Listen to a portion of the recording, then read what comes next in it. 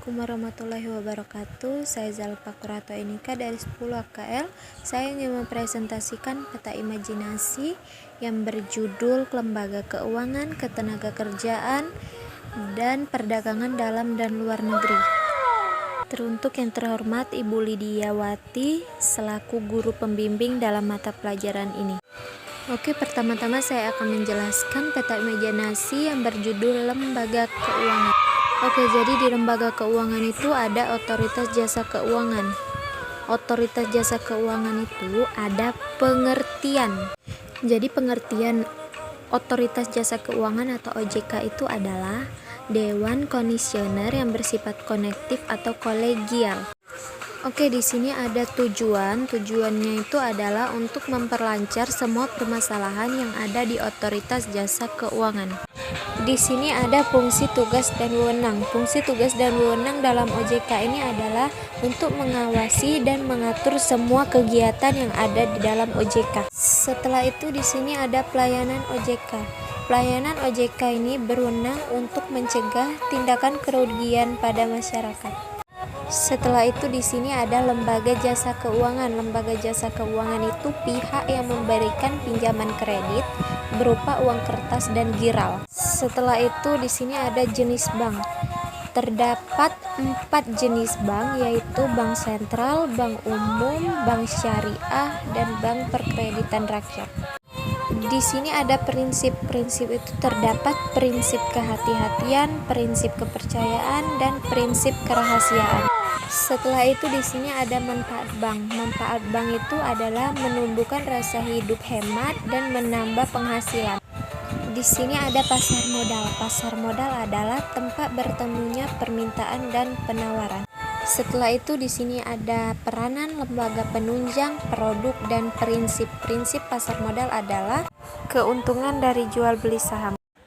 Di sini ada perasuransian. Perasuransian itu adalah di mana penanggung mengikatkan diri kepada tertanggung. Di sini ada fungsi asuransi. Fungsi asuransi itu ada 2 fungsi. Yang pertama fungsi utama dan fungsi sekunder. Di sini ada dana pensiun. Dana pensiun itu orang yang mengurus dana pensiun dengan dana yang diberikan dari sumbernya.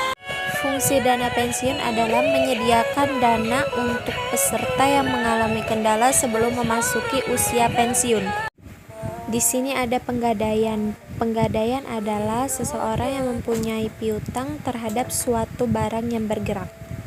Prinsipnya yaitu untuk penghimpunan dana dan penggunaan dana. Lembaga pembiayaan adalah lembaga yang melakukan kegiatan pembiayaan dengan menyediakan modal. Unsur pembiayaan itu salah satunya adalah unsur usaha dan unsur penyiapan dana. Terakhir di sini ada lembaga keuangan milik swasta, dan di sini ada di bidang asuransi dan di bidang pembiayaan. Lanjut peta imajinasi yang kedua. Di sini ada ketenagakerjaan. Pengertian ketenagakerjaan yaitu semua yang berhubungan dengan bekerja, yaitu selama, sebelum, atau sesudah bekerja. Ada jenis-jenis tenaga kerja, ada tenaga kerja jasmani, dan ada tenaga kerja rohani. Upaya meningkatkan ketenagakerjaan. Upaya meningkatkan ketenagakerjaan bisa dari pihak pemerintah, swasta, dan individu. Di sini ada sistem upah. Sistem upah itu merupakan permintaan dan penawaran. Jika penawaran lebih tinggi daripada permintaan, maka sistem upah akan cenderung menurun. Upah minimum. Upah minimum itu tergantung provinsi. Jadi setiap provinsi upah minimumnya itu berbeda-beda. Di sini ada pengangguran. Pengangguran itu adalah orang yang tidak bekerja atau tidak memiliki pekerjaan. Ada jenis-jenis pengangguran, ada pengangguran struktural, ada pengangguran friksional, ada pengangguran musiman. Hak dan kewajiban tenaga kerja. Ada hak memperoleh upah, ada hak mendapatkan kesempatan dan perilaku yang sama, ada hak untuk mendapatkan pelatihan kerja, hak atas penempatan tenaga kerja, hak untuk memiliki waktu kerja yang sesuai, dan masih banyak lagi. Ke peta imajinasi yang ketiga, di sini ada perdagangan dalam dan luar negeri. Perdagangan dalam negeri. Artinya, perdagangan atau usaha ekonomi yang dilakukan di dalam negeri dan menggunakan uang dalam negeri.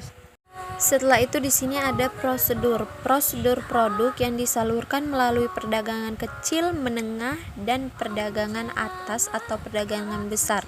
Setelah itu ada bukti-bukti. Bukti-buktinya itu ada faktur, nota kredit, dan kwitansi. Setelah itu di sini ada perdagangan dari luar negeri. Perdagangan dari luar negeri yang dilakukan di luar negeri dengan proses tukar menukar barang dan jasa kepada satu negara atau lebih. Manfaatnya adalah meningkatkan devisa dan memperluas kesempatan bekerja.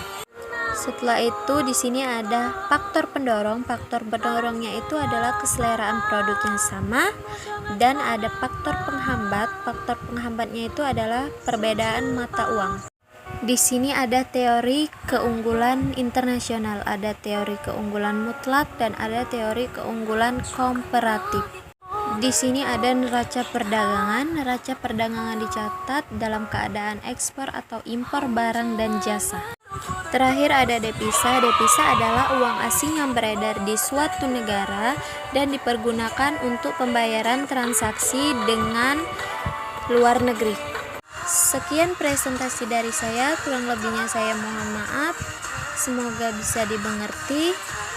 Saya akhiri. Wassalamualaikum warahmatullahi wabarakatuh.